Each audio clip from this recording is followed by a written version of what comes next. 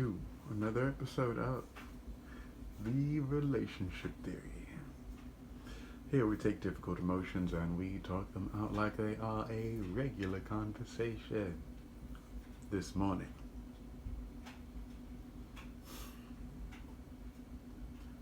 we have a complex topic, but it's going to be broken down pretty well, I think. It's going to be a good one, so hang on tightly. We'll get through this just fine. So, transmuting emotions versus processing them.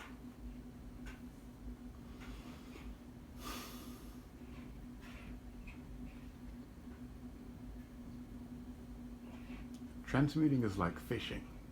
That's the very first thing I'm going to say. When you're transmuting emotions, it's like fishing.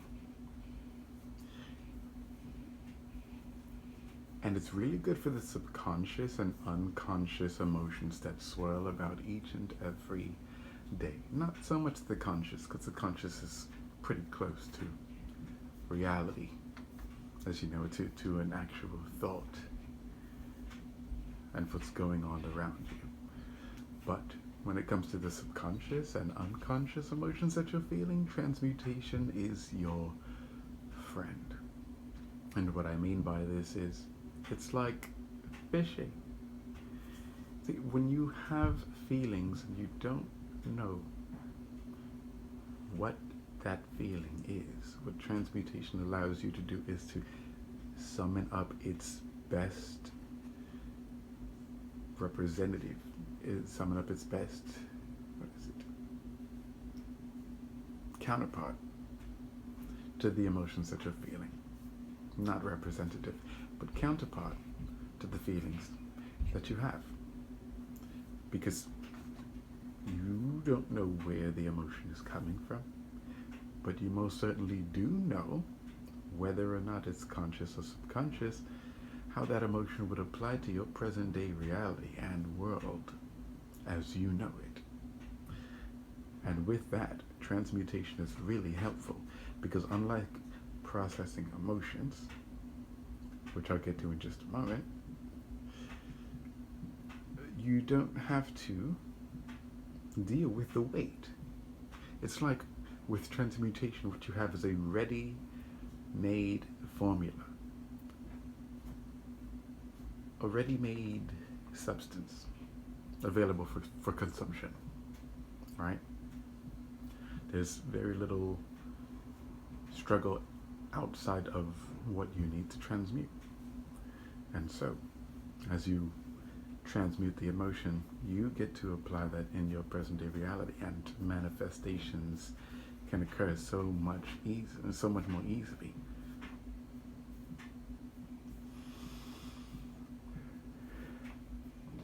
Now, when you're processing emotions, you kind of have to wait.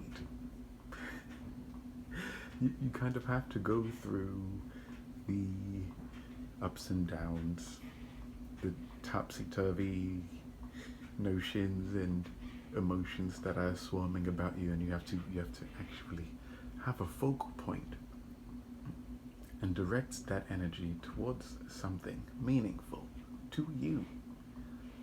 So you have a sort of double job when it comes to processing emotions, because you don't get to transmute processing emotions just yet. You actually have to feel those out. And unfortunately, when it comes to processing emotions, it has its own time limit.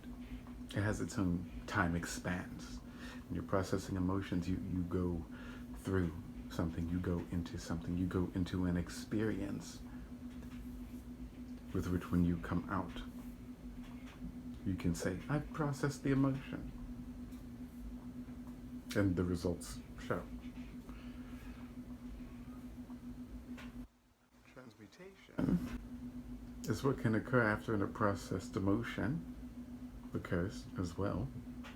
Although you could say that when you've processed an emotion completely, that you have transmuted it. But you don't have to just yet. You see, That's the difference between transmutation and processing. Transmutation generally is coming from things that are seemingly outside of you and distant, with which you can draw close to you, like fishing, and which is a process in itself, by the way. Success rate depends completely on you and how you desire what you desire.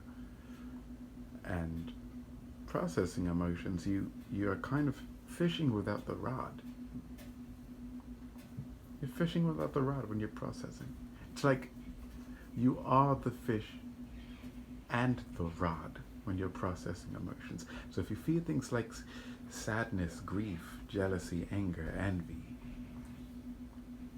love, joy, happiness, satisfaction, peace, all of these emotions can be processed, and they will take you through an experience with which you get to come out on the other side and say, I have felt sadness today about something else. Without processing it, you're wandering around in the experience and you're mixing emotions around, not realizing that you kind of cannot process two emotions at the same time, because they're an amalgamation of your experience.